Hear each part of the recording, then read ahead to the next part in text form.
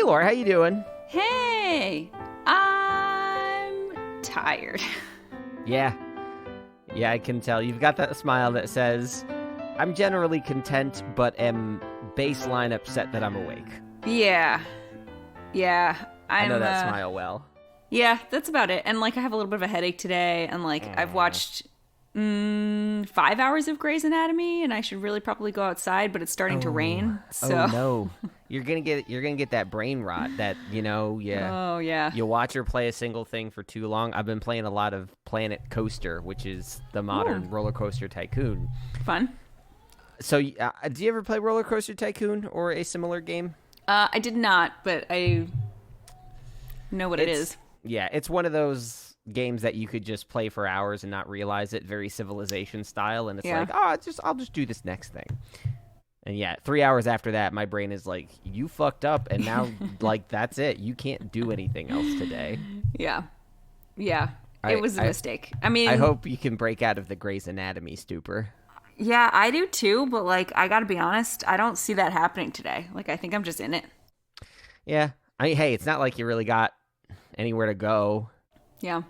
So... We do like taking walks in the afternoon, but it looks like it's really shitty out, and it's, kind of cold. Yeah, that's exactly what it's been like here, hence me having to grab socks at the start of our recording. Which, why weren't you wearing socks before? Because I took a shower. And I think like all rational human beings, I have an aversion to wet sock. Yeah. So it's the worst when you step in wetness on in the kitchen and you're just I need to chop off my foot now. That's literally the immediate reaction is I gotta get rid of the foot. Every time. I'm 31 and every time I'm just get rid of it. Who was using that thing anyway? Heck, yeah, sorry. Right, I'm slightly distracted right now because of Star Trek things. Last night, new episode of Star Trek Discovery came out. It was a good episode. I liked it. It was fun. But then we watched The Ready Room, and there's a clip from the next episode that has a lot of canon implications. Okay. And I'm sitting here rewinding it 3 times and screaming about it, and Rebecca's like, I just want to turn the lights off. Please stop yelling at me. So our mutual friend Brian, who is as much a Trekkie as I am in all the bad ways, he and I have finally been able to discuss, and it's occupying a lot of my brain right now. So this is going to be a healthy exercise in not that. Well, I'm also a little distracted because we are sleep training the small one, and that sucks. And so I tried putting her down for a nap, and she's not really having it. So I've been setting timers for every 5 minutes, and then when she stops crying, then you reset the timers, and I constantly have timers going. Oh, so it's even even when the baby stops crying, you still have your phone crying at you for attention. If I forget to turn it off, yes, it's kind of the worst. Oh, man. But she just stopped, so I know that I have at least 5 minutes, because if she starts crying right now, cool. we're Shortest good. episode ever. Yeah. I think last time we talked, I talked about how October was generally real crappy and I felt like garbage the whole month. November was a swift 180. Yeah. I had a really nice month. Yay. And it's mostly because I got so many toys. I have the iPhone 12 mini. I have 2 HomePods mini. Nice. Got a Roomba. My cats hate the Roomba. And I still haven't had a video of them interacting with it, and they don't really interact with it so much as aggressively stare at it. As soon as it turns on, they all run into the room and take up a position about 3 feet away and just watch it. Beyond that, Jayla, the young one, she loses interest and fucks off. Odo stays put, eyeing it warily until it approaches him, and then he does that thing where he scampers backward. Yeah. And his front legs are faster backwards moving than his back legs, so he just scrunches up like an accordion until he explodes. And Poop just maintains a distance, the fixed distance, just I'm gonna fucking get you, but she's never gonna get you. Yeah. And then there was the new console fiasco, which we're still trying to get a PS5. Yeah. Freaking, I ended up before the launch of the Xbox Series X, I went around Googling a bunch of stuff looking at like what's the best way to get it. Sony did a smart thing and said PS5s are not available in stores because of safety things. Right. I'm like, good on you, Sony. And Microsoft just kind of didn't say anything after that. And we're like, we did not plan for that. We're not going to do anything. Most of the retailers stepped up and didn't let you buy it in store, except for GameStop. So that sounds about right.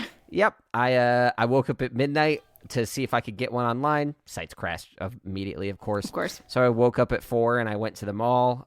There were 5 in stock, and I was 4th in line. Whoa. So I walked out with an Xbox Series X on day 1, and it's been very delightful. Nice. Loading times are almost a thing of the past. That sounds great. And that's kind of nice. Yeah. Have you seen the PS5 in person yet? I have not. I know a lot of people make a big deal about how large that thing is, and the Xbox Series X surprised me too. It's just as tall as the Xbox One X, but it's like a square, so it's just like this extruded rectangle. Yeah. And when I saw that in person, I'm like, wow, that's pretty big. And I was like, I thought I had an understanding of the PS5 size relative to the Xbox Series X. Be prepared. It's a fucking behemoth. Is it really? Like, with how many people primed me for how big the PS5 is, I was still really shocked seeing it in person. Like, I saw it almost a month ago, and I kind of can't get over it. It's big. Like you'll be able to fit it somewhere, of course, but it will shock you. You will be surprised at its size for sure. Interesting.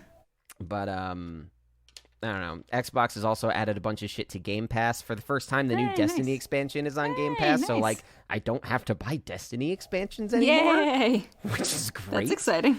And then I also got a bunch of new lights and that do colors, because I never had the colors hue light bulbs, and now I do. So I set it up. Rebecca was gone for most of Thanksgiving, and I told you about this, but she loves Christmas stuff, and I am ambivalent towards it. So while she was gone, I surprised her. I bought a tiny Christmas tree. I put up a bunch of Christmas lights, and I set the automation for my HomePods and my lights so that when she gets home, the HomePods start playing Christmas music and the lights go red and green. That's cute. I don't know how much I told you about her reaction to it. You didn't, although we had a discussion about whether or not this was a romantic gesture. We did. I still don't think I did it out of pure romance, but I concede that it was romantic regardless of intention. Which is a stupid thing for me to get fixated on.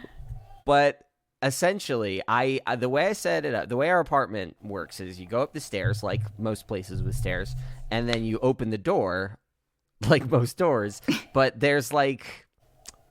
I set it up to be a 3-stage reveal. I put a wreath on our door. Okay. So you walk up the stairs, you see the wreath. And I knew that was going to be like a trigger, yeah. Yeah, what's going on here? Right. That's a big red and green flag.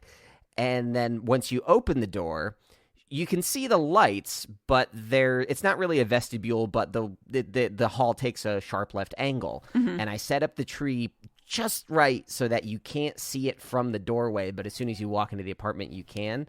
So it was a 3-stage reveal of wreath, lights, Christmas tree in that order. I actually walked in and out of my apartment like 6 or 7 times to make sure I got I got all the angles right. Her reaction upon coming home, and she also came home like 3 days later than I expected, so I'm just sitting here with Christmas lights like an asshole.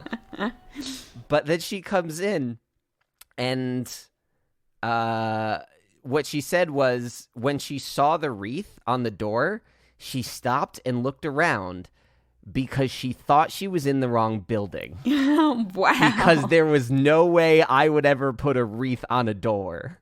Wow. She saw additional wreaths downstairs. Her first thought was, oh, are they giving out wreaths? And upon seeing mine, she says, no, I'm not even at my apartment. I'm in the wrong place. This is so weird. And then she opened the door and saw the lights.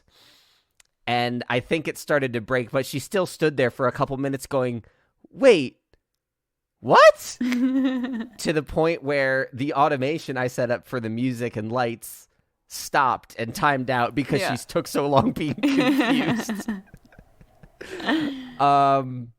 But accidentally romantic. It worked out pretty well. She's happy. Nice. She's decorating on the stuff. And it wasn't even that bad for me because I did the decorating on Thanksgiving. So I just got to put that stuff up while listening to Till Death Do Us Blart. Nice. So, great pod. yeah, and it's pretty good. I don't know. I've been having a good time. That's like the spark notes of my November. I don't know. I'm doing okay, and I'm feeling pretty chill today. Pretty relaxed. I saw you rubbing your temples. Are things getting any better over there? She's currently tired now. I have a headache. I woke up I actually slept 6 hours last night, which was really nice. So it wasn't bad. And then this morning was kind of funny. She woke up at 5, which is pretty good because she's been waking up at 4:30 in the past 4 nights. So she woke up at 5 and fed for a little bit and then went back to sleep. So I was probably back in bed by 5:30, 5:45. And I fell back asleep and Charles had to get up for work at 6:45 is when his alarm goes off. And she started crying at the same time, but it wasn't super awake crying. And so I was like, maybe she'll just go back to sleep. So I stayed in the blankets, but Charles got really excited because he doesn't always get to see her in the morning before work. And so he went into the nursery and went to go say good morning to her and then came into the room as I was still in bed with her and was like, look what I found. I was like, oh, that's so cute. And he's like, here, I have to get ready for bed. And just handed her to me. And I was like, wait, I'm not ready.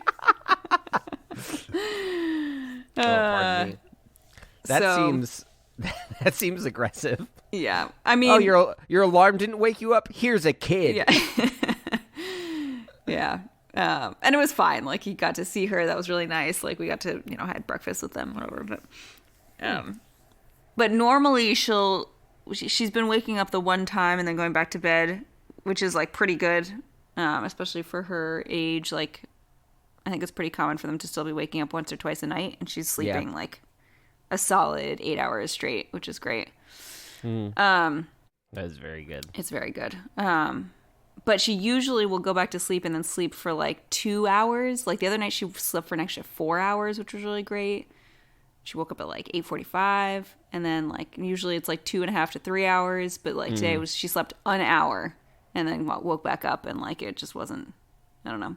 So I'm just feeling kind of tired today. And we're in the middle of, we decided that we're going to get a nanny for 6 months to a year.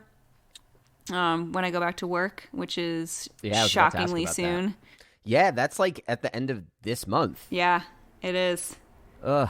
So I'm in the middle of interviewing nannies and trying to figure that out. I've had a million phone interviews and I don't know. It's just a lot. It's a lot and it would be a lot no matter what. And it feels like a lot because of I'm asking someone to come into my house 4 times a week. Yeah. Yeah. In this day and age. Yeah. In this day and age? In this day and age? So it's all weird, I'm sure you guys have already figured out the finances of it, but I'm guessing paying a nanny 4 days a week squares out to be less of a financial hit than you just not working. Unfortunately, yes. Yeah, okay.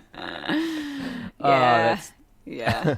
I'll work on monetizing this podcast. I'll set up a Patreon. Hey, folks, let's keep Laura from having to go to work in COVID and let her have a kid. Great. Yeah, I mean, we've definitely talked about it a lot, and we could probably swing me staying home for a little bit if we really wanted it to. Yeah. But I have to at least try to go back to work because I don't know what it's like to go back to work with a kid, right? I'm assuming it's going to be miserable for a little bit, but maybe it really will be great because I don't see people ever.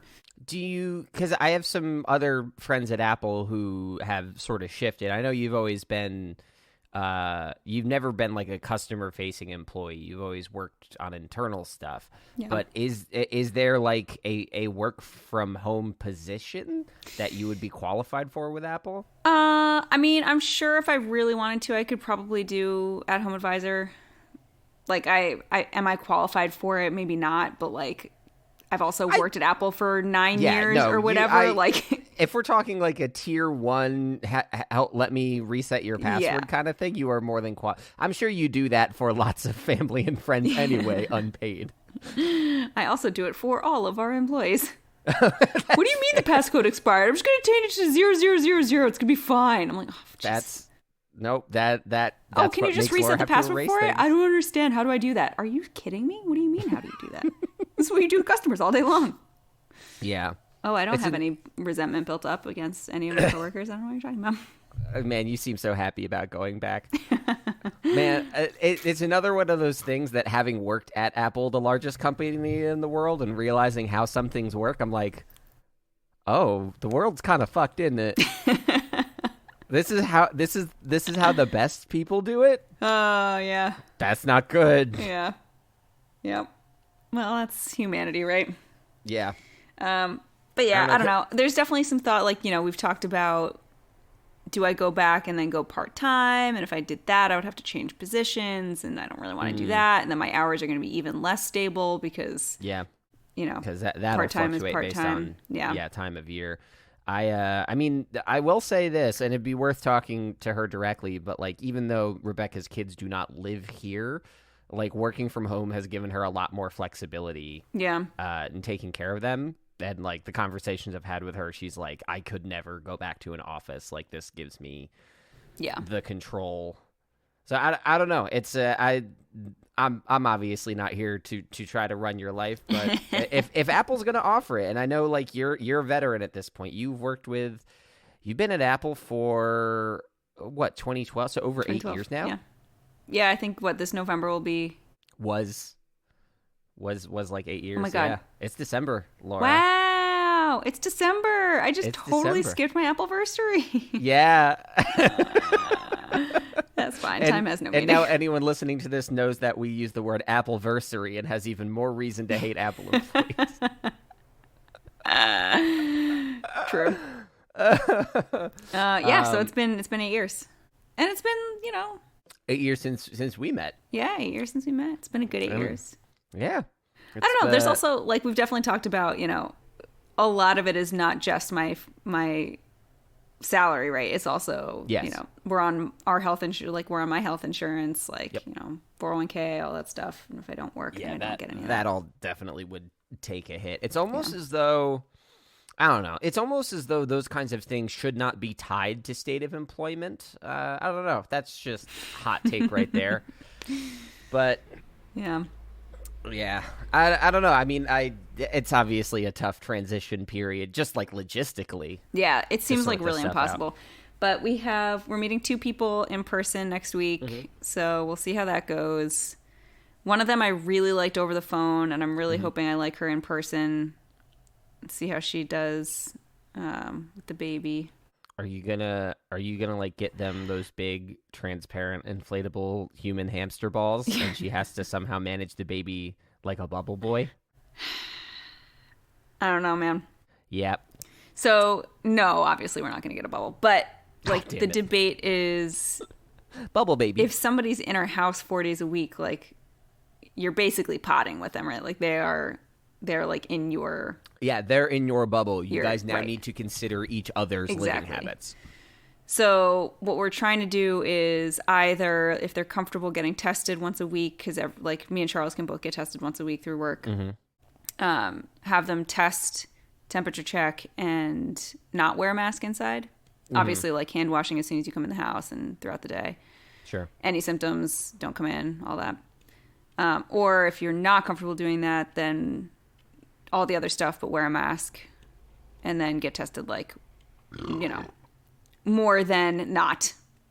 But like once a month instead of once a week. I don't know. The whole thing seems really crazy. Also, it seems super crazy because, like, I'm hiring somebody. Like, I have to think about giving somebody paid time off and, like, vacation days and, like, sick time. And there's, like, nanny taxes. And it's just... That's a real thing. No, it's a real, like, it is a real I know. thing. And, like, I'm laughing at my own ignorance. Wow. I mean, hey, at least you know what it's like to manage people like that, and at least the nanny won't need to reset her password every day. I should never tell them I work at Apple, huh? Oh, yeah, no, that would be, especially because you're going to have such a close familial, like, sort of connection with this person. They will not think twice before asking you for technical support. And you're a very, I don't know if you know this, Laura, you're like a very like kind, sweet, generous person. And that sucks when you work for Apple.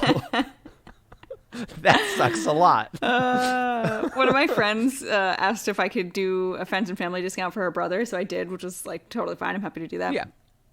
And so I was on the phone with him. I ended up being on the phone with him for 45 minutes, which was like way longer than it meant to be. Nope. But if they can't get it all to you in a text, that's that's bad. That was partly my mistake, but it was what it was. But he was like trying to ask questions about whether or not he wanted to get a computer or an iPad Pro. And I was like, Dog, that's a question you got to answer before you ask for the discount. Oh, yeah, 100%. And, like, he had already, like, kind of decided. He's like, but what do you think? And I was like, gotta be totally honest with you. I haven't been at work since March. I do not know anything. Yep. Like, not only do I not remember anything because my brain has atrophied into babyland, but, like, every single product category refresh since I was gone. Like, I legitimately do not know what we sell right now. Yeah, I honestly have been trying to keep up just out of my own curiosity. But yeah, once you're fucking out of the loop, holy it moves fast. It is kind of crazy how much you miss, isn't it? Yeah. Like I really feel like I know nothing at this point, especially now that Big Sur runs on the ARM architecture, and ARM systems don't have like SMCs anymore. I do not know how this next generation of Macs works on like a very fundamental level. Yeah. And technically, that's what got me hired at my current job, is the fact that I know that. Yeah. So we're going to see. Don't let anyone listen to this podcast. I mean, it's fine. I did find out that my my TV editing gig, I'm almost done working on the first season of the show I'm working on, but I guess season 2 production may start very soon. Hey, nice. So there's a good chance I'm just going to be rolling through on the next season. So as far as I know, this is going to be going for a while. That's awesome. And this might end up moving to something fairly stable sooner than I expected. That'd be great. Fingers crossed. I don't know. I'm working on it. I'm working hard, but good luck. Especially, it would be nice, though, if I got to do that, because then if I don't know all the things about a new Mac that comes out, I'm not a big idiot. I'm just a person. Yeah, well, this goes back to something that I don't think we mentioned in the October episode, but I was trying to furiously write a sign or post a sign on the door that we have a sleeping baby and please don't ring, and no candy, so please don't ring our doorbell for Halloween. Oh, no. Oh, I didn't hear about how this went down. No. Yes, you did. Remember so I was texting you because I made the joke. I was like, oh, wow, they really dumbed down pages for iOS, didn't they? Oh, okay. I do remember you asking and you that. were like iPhone? You're like, I get plenty done with it. And then you told me that, like, it was a really stupid thing. You had to, like, hit the, like, triple dot button or something really dumb where it, like, pulls up everything. And then my immediate response after that was, they really dumbed down employees on maternity leave, huh? Yeah. That's how I feel. Like, it just goes so fast. Yeah. Like, no, it really is. When you're not using it every day, you lose. Honestly, that's been... Yeah. Though I've had a lot of nice stuff come up this past month, like, that has been the issue I've identified in myself right now that I want to work on, which is, like, especially now, so much more stuff on Game Pass and the new Xbox. Like, it's the winter season, so gaming is big right now. Yeah. And I'm working 2 jobs, and I'm making 3 podcasts. And I thought about, like, I'm working 2 jobs, I'm making a ton of money, like, blah blah. I was like, well, good for you. I mean, I am in a safe spot, but it turns out working 2 jobs, making 3 podcasts, and staying up on games is all the time there is. Yeah, that is the math of the situation. Yeah. And I'm like sitting down trying to play these piano pieces that I really like, and I'm like, I just don't remember how to play them, and I just don't have an hour to sit down and go through the sheet music and refresh myself. I have read 1 chapter of Dune in the last month, and I love that book. I love that book so much. I do. I'm gonna miss like all my piano and reading goals.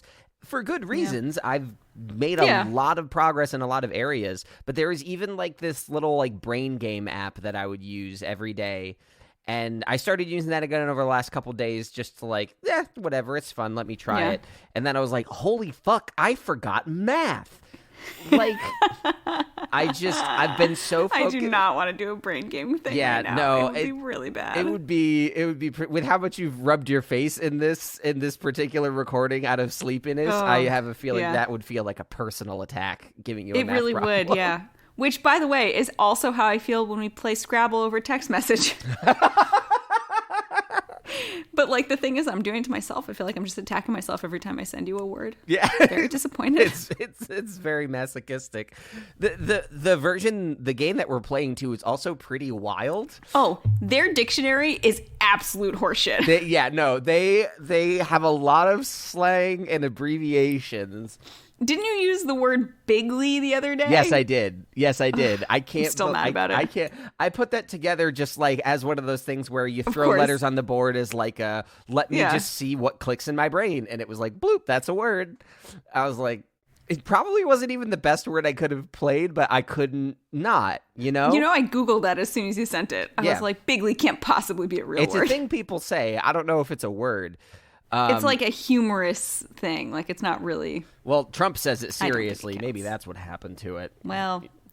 Yep. But, like, no, that game is also wild because the modifiers on the board they change every game, which I didn't realize for the first, 4 games, which should tell you a little bit about something, how I pay attention. But I really like that. I like because it totally changes up the strategy and the structure of what I'm doing. But also, there's a board where there's, a lot of triple word tiles really close together. Yeah.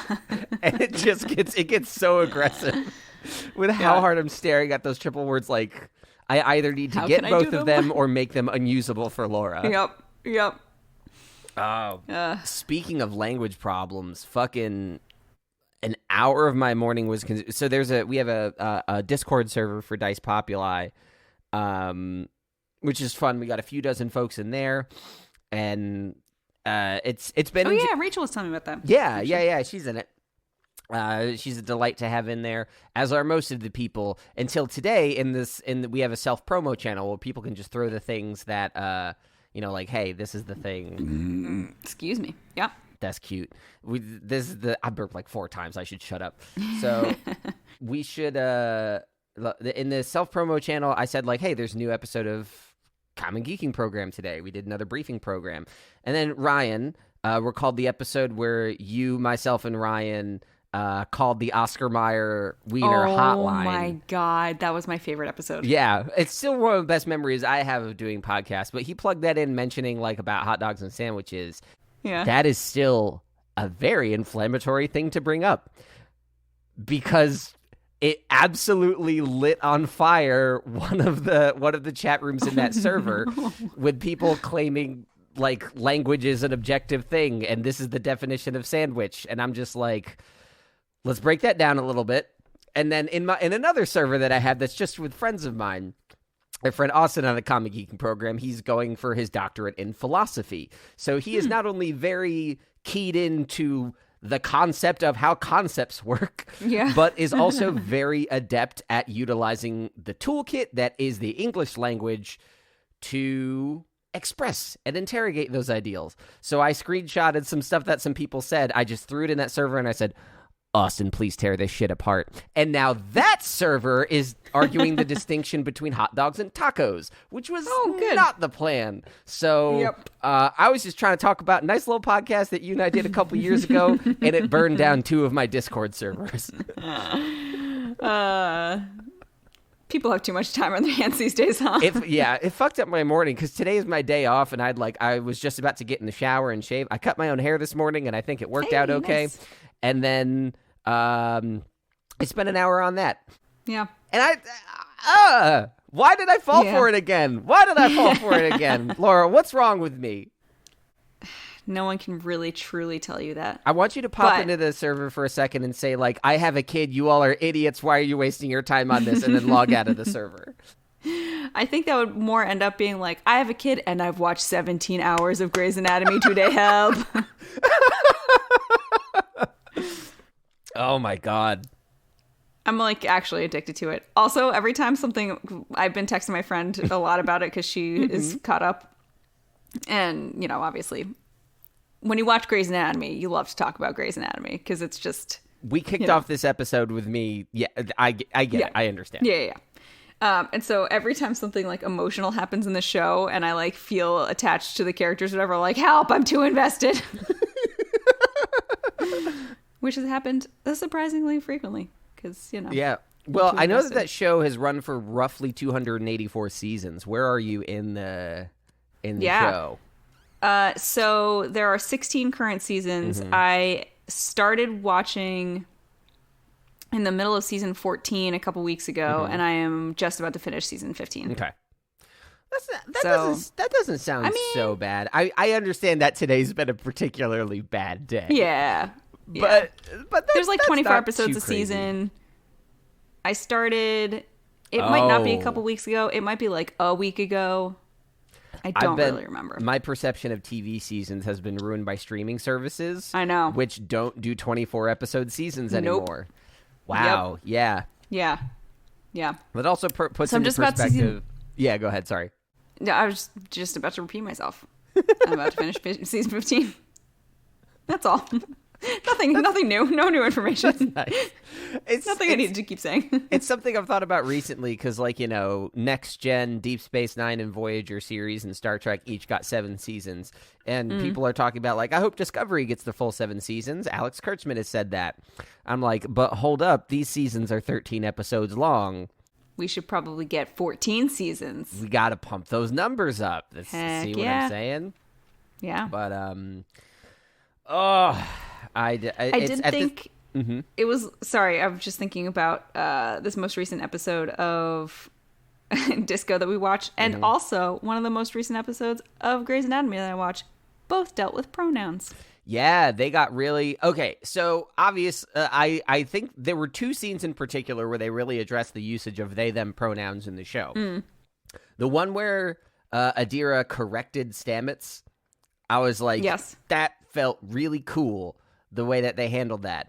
And then in the second one, and this might be directorial, this might be a producer, it just sounded like Stamets and Culber. An after-school special. Yeah, it sounded like they were over-enunciating the word they. I understand the point is to showcase its use in natural language, but it almost felt just like a text exercise, like in an English class, where like they were really underlining the words they were saying.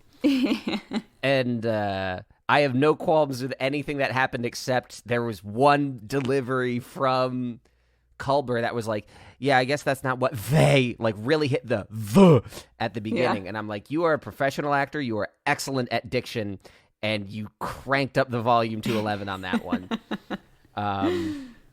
But I watched The Ready Room with it, too. And it was the actors Blue Del Barrio and Ian Alexander, the non-binary and trans performers in this season, discussing their time on Star Trek with Will Wheaton. And that was... That was actually really nice and really fun. Really fun to listen to. How did Grey's Anatomy? What was the deal there? Your standard mom and child were on a snowmobile going way too fast, flipped 5 times. The mom ended up having several broken vertebrae that they tried to fix, and then they were like, oh no, because their spinal cord swelled and turned her into a quadriplegic, which was unexpected, and they were like, we didn't know this was going to happen. Also, several episodes later, they discovered a radical stem cell treatment where they're going to inject stuff into her spine to regrow her and make it that so she only loses the use of her legs and she can use her arms again. Just the standard stuff. Yeah, see, most of that stuff as a premise was fine. The fact that you preceded it with the usual is one of the reasons I've neglected to review the show myself. Oh, yeah. No, it's really great. But they do the whole thing where, like, one of the old school doctors, like, couldn't, he kept on saying she, and the character was like, I prefer they, them. And, like, one of the young interns is like, thank you for telling us about your pronouns. And then the older doctor's like, what? It just sounds wrong to me. Blah. Yeah. Yeah. I don't know. It was fine. But it just struck me that both in a row were just like... What I think Discovery did that handled it well, and it reminds me of Schitt's Creek a little bit, actually. What Discovery did that handled it well is, like, Adira, like, had difficulty saying, like, this is how I'd like you to address me. And then Stamets was just like, okay, And then Yeah. no deal made of it. And I think that's why the way that the later scene was handled bugged me a little bit, because they did such a good job of treating it like the normalized thing it should be. And then went really out of their way to be like, look how normal it is. And I feel like they sort of undercut their own deft handling of it a little bit. But it reminds me of Schitt's Creek. I remember watched a behind the scenes thing. It's like one of the main characters played by Dan Levy is he's either bi or pan. I don't recall which. But it was just like, even though it's kind of like this hick sort of town in Canada, it's just like it never really directly engaged with the idea of like homophobia, transphobia, all that sort of stuff. Everyone was just kind of okay with it. Yeah. And on a surface level, you might say like, well, that's not necessarily the reality. That underserves the actual struggles that are going on. But there is such a refreshing thing about just like, well, this is what it should be. What if we just made the show about that ideal? Instead of constantly like the struggle of it, just be like, this is what it could be. And like it pays lip service to it at times, but by and large, the show is just like letting these characters exist in that space. And holy cow, your neck is the loudest thing I've heard in my life. That felt incredible. Yeah, no, it sounded like I got like ASMR tingles from that almost. Could you make an ASMR channel just about knuckle cracking? I feel like you need a line of people with knuckles ready to crack. I don't know. I feel like I could well, it depends on how long. If I just recorded every time I cracked my knuckles, neck or back, then I could create a very long... My knuckles. My neck. It wouldn't be like a live channel, but I could do it. Yeah, that's fair. Create a monthly compilation of Laura knuckle cracks. Speaking of that, I gotta crack my back. My back has been so stiff the last few days. Me too. I've been trying to do yoga. We talked about this because we were doing Zoom yoga. Oh, yeah. We were joking about me and my friend doing the weird positions. And we've kept on going with it, but definitely not as consistently. Like, Eleanor hasn't been napping as much. And, like, when she does, it's for a short amount of time, unless it isn't. And then I've been doing these nanny interviews and, like, trying to eat and doing all this stuff that, like, I don't know. Suddenly I have no time in the day. Yeah. And so we have not been doing very well doing the yoga consistently. But I miss it, and my body misses it. It's weird. It's almost the opposite of what I was saying earlier. Like, you don't use it, you lose it sort of thing. This is like you don't use it, and other parts of you actively begin to fail. You lose the capability to be a human. Yeah. That's unfortunate. Yeah, it is. But on the other side, it's not all bad over here. We started feeding her solids, which is really fun. So we were giving her a little bit of oat cereal, which, because apparently rice cereal, which is very standard, has a ton of arsenic in it. So that's cool.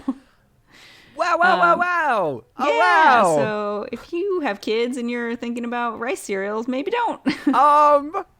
That's a cool thing to put in cereal. Cool fact. So we were doing oat cereal, which, like, also I haven't done a ton of research, but now I'm like, maybe they just put in all cereal. What if I'm just feeding her a different kind of arsenic and it's just all about the rice cereal? And then you panic and then you realize that you can't. It just is what it is. You're going to become an anti-vax mom for cereal? Why do they put all these chemicals in my Cheerios? Well, why do they put all the chemicals in the Cheerios? I don't need them. There's a slippery slope to radicalization, Laura. Look out. Well, don't worry. She's almost fully vaccinated. So okay, cool. Or at least we're there. Yeah. But, and by almost fully vaccinated, I mean, definitely I'm pretty sure they get vaccines up until they're like 2. So we're not even close because she's not 6 months old yet. But here we are. On schedule with the vaccination. We are on schedule. Is that appropriate? It is appropriate, and it is true. Okay. Anyway, so she's really enjoying the cereal. She thinks it's very fun to eat. Same. The first time she ate a bunch of it and then was like totally fine, and also same. I think she spit up a little bit, but not like a normal amount. A turtle amount. And then yesterday, Charles was at work. I'm just gonna breeze past that. Yeah. Yesterday, Charles was at work, and he was like, "You gotta feed her the cereal today." And I was like, "Okay, I'll feed her the cereal." So I fed her the cereal. Held her upright for a little while. Like, we hung out and whatever. I put her down, and she was like going through some giggles, which is also really great. She started laughing recently, which is like literally the best sound in the entire universe. And she giggled, and then all of a sudden spit out all of her cereal, and then looked at me, and then continued giggling. And I was like, okay, well, at least you enjoyed that experience. Yeah.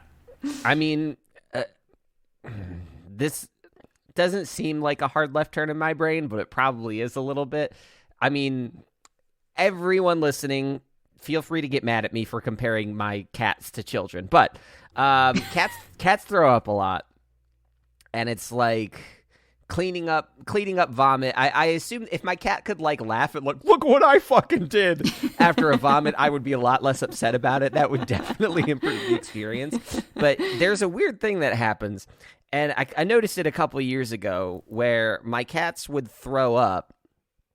And then it would be gone, and I assumed like, oh, maybe Dominic got it or something, or now Rebecca got it or something. But then there was one day that I was home alone, and Odo threw up. I was like, let me go get some paper towels. I got some paper towels. I came back, and it was gone.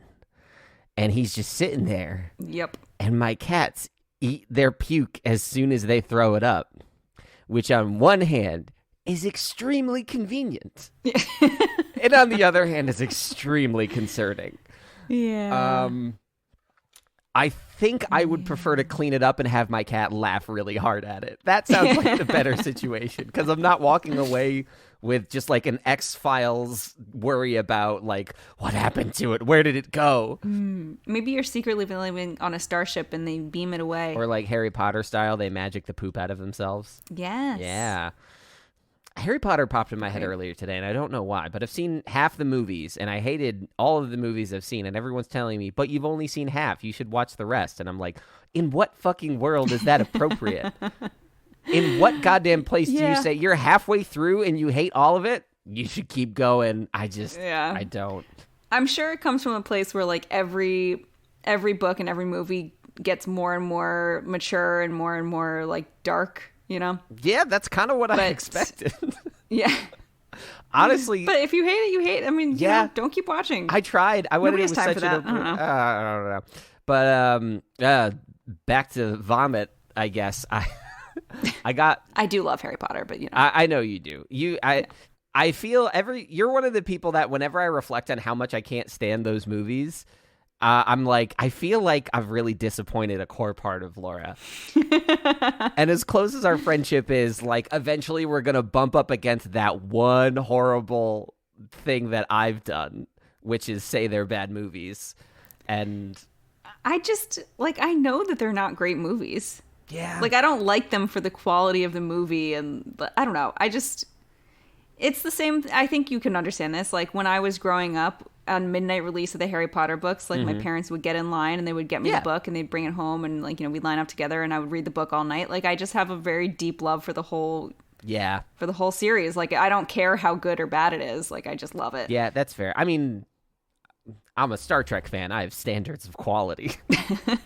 They're pretty low, apparently. Speaking of, I am super excited that Greatest Generation is going to be doing Voyager soon.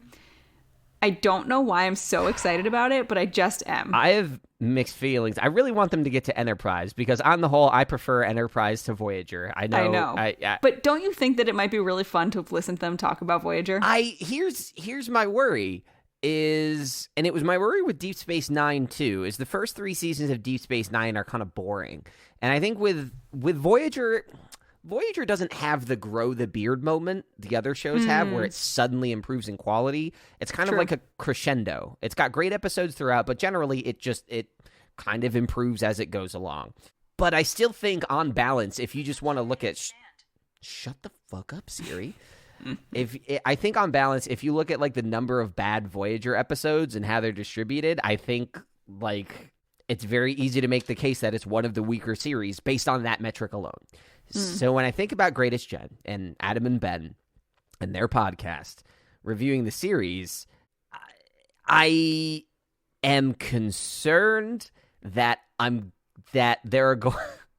concerned that the badness and the distribution of that badness in the show is going to come through Greatest Gen, because some of the episodes are like laughably bad, like early TNG is laughably bad. Like, oh my God, they thought those pants were a good idea. What is Janeway doing with her hair? Right. Why is everyone's motivation changing all the time?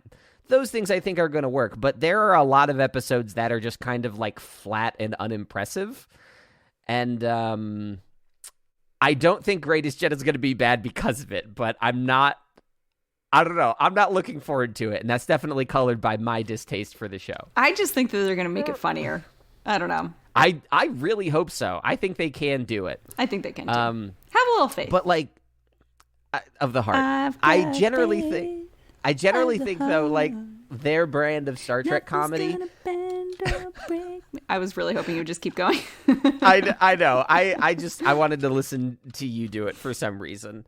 But that sounded weird the way I said it. But the way that Greatest Gen kind of worked in the early days is because early TNG, where they started their review process, was all bad. There was kind of a worry like, what happens when they get to good Star Trek? Is it still going to be funny? Right. And I think the answer is good Star Trek made that show better because it allowed them not to just dunk on it, but to have more involved conversations about what's going on. That's true. The more nuance and understanding something is, the more opportunities you have to fucking slam it for being a dumpster fire. Right. So I don't know.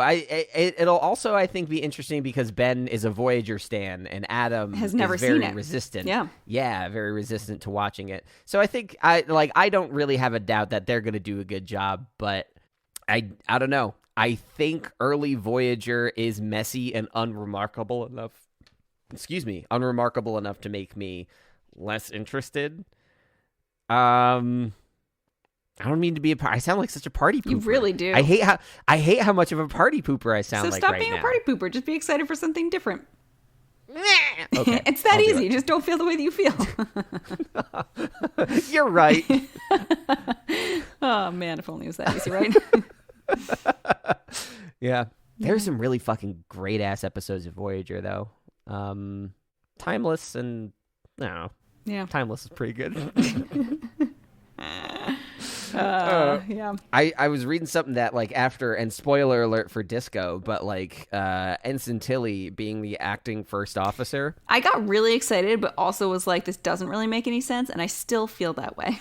I think Discovery more than any other Star Trek maybe not, but Discovery at least as much as any other Star Trek show falls into the pitfall of this is convenient for the character, so rules be damned. Yeah. A lot of that going on this season. Why is, spoiler alert again, Gabrielle Burnham part of the Qowat Malat? That didn't make any sense.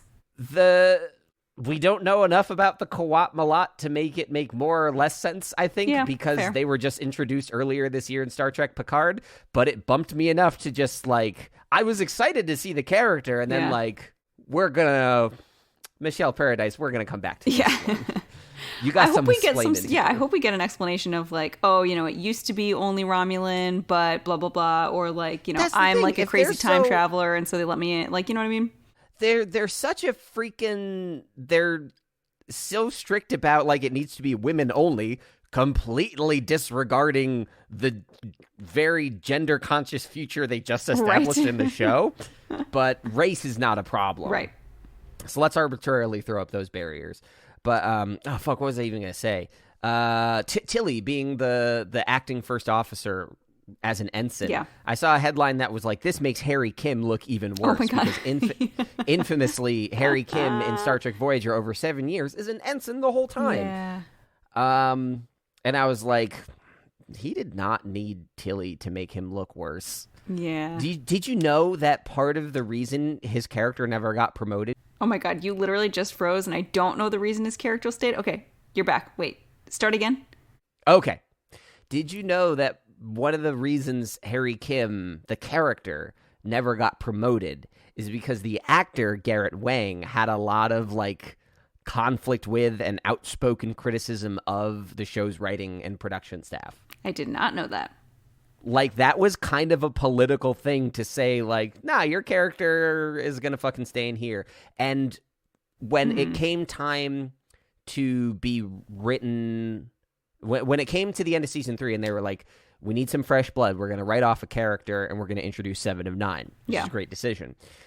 It was down to Harry Kim and Kes.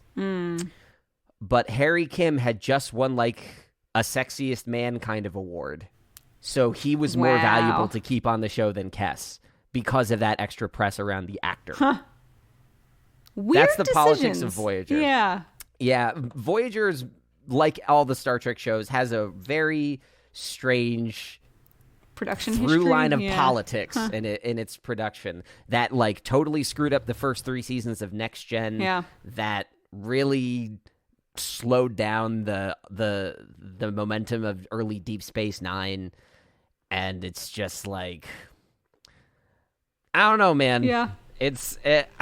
So when I saw a headline saying like, this choice in Star Trek Discovery makes this one character look like a piece of shit, and I'm like, yeah, that's because it was shittily handled top to bottom. Yeah.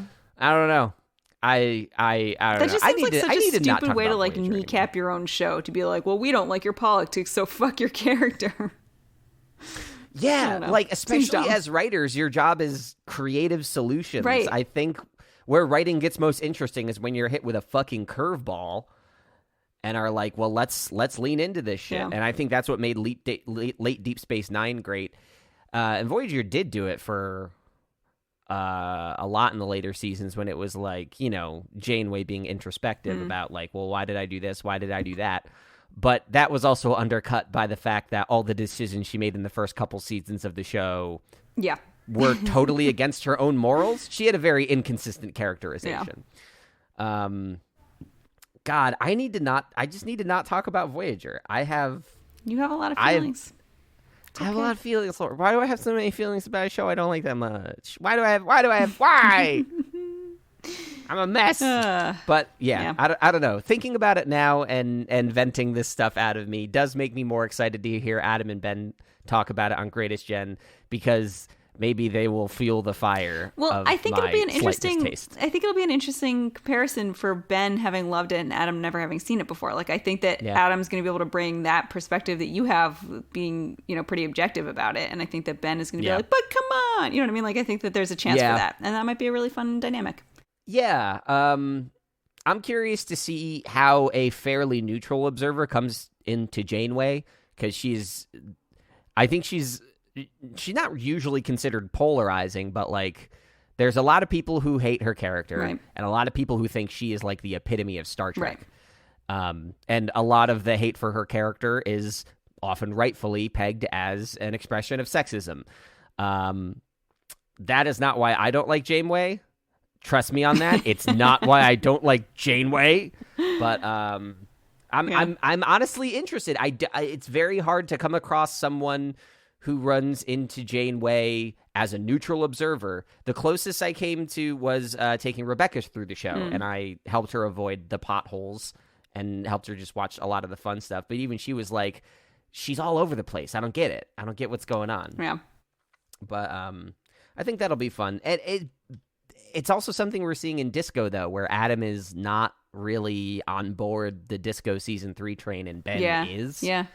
I don't know.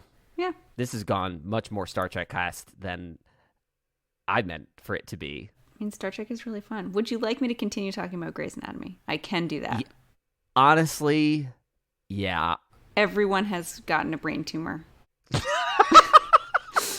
Like, legit, like, almost all of the main characters at some point suddenly discover they have a brain tumor. It's really great. Sorry, that was one of my favorite exchanges we've ever had. Yeah. Man. It's really a guilty pleasure. It's one of those shows that, like, I know how trash it is, but then sometimes Charles comes home from work and I'll be watching Grey's Anatomy and he's watching the surgeons, like, you know, do whatever they... And he literally yesterday was just like, surgeons literally never listen to patients' hearts with a stethoscope. That does not happen. And, like, of the smallest things to, like, pull out of it, like, he was just like, that would literally never happen in the entire universe. And, like, the surgeons are, like, sitting in the beds and, like, sitting up next to their patients. Don't talk to patients, right? No, they go into the operating room and they leave. That's, like, pretty much it. Like, yeah, they have so little communication with them. And, like, in the show, it makes it seem like, first of all, the hospital is only surgery and also a maternity ward. Like, it's very confusing. Like, that's not how it works. And, like, there's the chief of surgery who apparently runs the entire hospital, but, like, that's also not how that works. And, like, it's just, there's so much. It's so great. I love it. Yeah, I still have to... Rebecca has sort of fallen off Heart of Dixie, and, like, I'm scared to say those words out loud. She has to finish it. There's only 3 seasons. Yeah, God, man, I get, like, upset whenever I can't drown that show out. Sorry. It was okay. Well, let me ask this: does Charles have those reactions to a show like Scrubs? Scrubs is much more realistic. Yes. Okay, that's because I always hear that it's like one of the most realistic depictions of, what it is like to work in a hospital. So he watched Scrubs like however long ago before we were together. And I watched Scrubs, forever ago, and I don't really remember much of it. But we did sit down to start to try to watch it when he was a resident, and he literally was like, I need to turn this off. Yeah. Okay. Like, could not watch an episode of Scrubs. He was like, I literally can't do this. And I was like, okay. Okay. Well, then let me ask you, on a spectrum of Laura stay-at-home mom entertainment requirements, where do Scrubs and Grey's Anatomy fall relative to each other? I mean, you're not watching Scrubs, not watching so Scrubs. I think I know what the answer is. But I think part of it is that like I can dip in and out of Grey's Anatomy pretty easily. Like, I'll sit down, and if I'm feeding Eleanor, like I'll put on Grey's Anatomy and I'll watch it for a while. And then if I like get up and start playing with her on the floor, like I'm not like disappointed that I missed something, right? Yeah. So like that's kind of that's fair. That's like how I choose my entertainment currently. I guess what I'm trying to get at, and I did not phrase the questions properly, nor did I formulate it in my brain properly. Cool. Is what is the trash quotient of a show for it to clear the Laura's essential entertainment bar? Trashier the better right now. I'm in like give me your garbage. That is what I watch. Garbage. So I like to say that I'm balancing that out with, though, like I am watching absolute garbage throughout the days. Like, so when I'm watching TV, it's like usually pretty bad. Although I do carve out time to like specifically watch new Star Trek as it comes out to like have that time.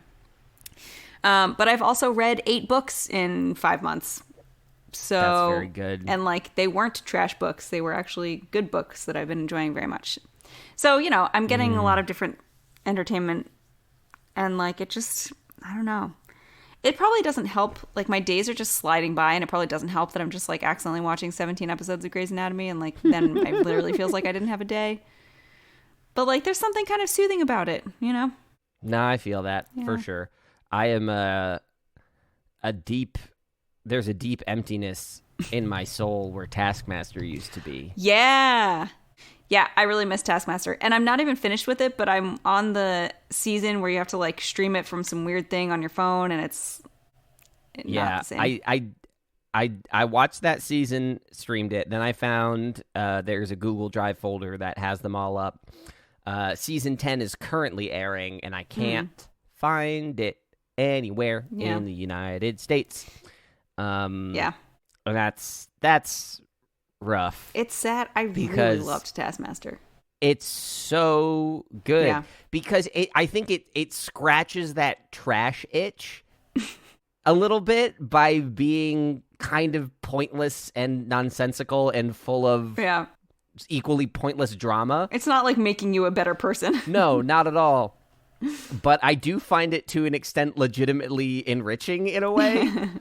Like, it doesn't feel like trash that a bunch of writers came up with in a room and said, we just min-maxed the amount of drama you could put into this script. It is, I think the fact that everybody screaming at each other and hating each other is real helps. I think it's also really fascinating to watch people come up with solutions to problems, like without any sort of framework. I find that really entertaining. It takes the drama of trash TV, like your Grey's Anatomies and your reality shows, and then puts them in a puzzle format. I don't know. It strikes a balance that I did not expect it to strike. Yeah, it's pretty great. Now we have actually been able to record for significantly longer than I was anticipating. Oh wow, same. Look at us being and I have to friends. Choose my moments to do things like pee very carefully, because otherwise I just have to leave my daughter screaming on the floor while I pee, and that's not pleasant. That sort of happened to me yesterday, where I went to the bathroom and my phone for work rang, and I had to stop midstream and run out of the bathroom. And then the phone stopped ringing, and I was like, well, guess I'll finish peeing. Not great. But I will step out of your way and allow you to pee freely. Why, thank you very much. I appreciate that. I'm also going to refill my water bottle because I drank a whole bottle of water while we were recording. Well, everything's sort of fallen into place now, isn't it? As my dad always says when he's here, input, output. Input, output. Okay. But this was lovely. Right. I am glad we did it. Yeah. I have to say, like, there was like a non-insignificant portion of me today that when I told you that I wasn't sure what time I was going to be able to record was like, I'm not fucking recording today. I was like, I'm just going to tell him I can't do it. Yeah. No, I that energy comes through in a little way where I'm just like, okay, maybe tomorrow. Just safety nets, Colin. Safety nets everywhere. But no, this was legitimately very nice. Yeah, it was. It improves my mood as only gatekeeping your pee experience can do, I guess. Oh my god, I just turned and she was looking straight up at the camera. All right, I gotta go. I have to pee. Okay. Bye. Talk to you soon.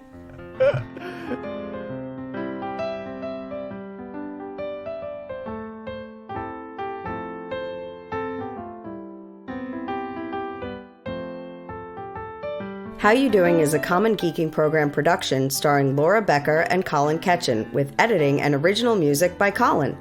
You can learn all about the show at the website PodFriend.pizza. It has everything you need to listen and to learn about the PodFriends themselves, and it's an easy place for new listeners to jump on board. If you enjoy the podcast, reviews and ratings are the best way to show it. Tell a friend, share your favorite episodes, and remember to subscribe so you don't miss a thing. We'll talk to you again the first Monday of every month, so be sure to stay in touch. Thanks for listening. Talk to you soon.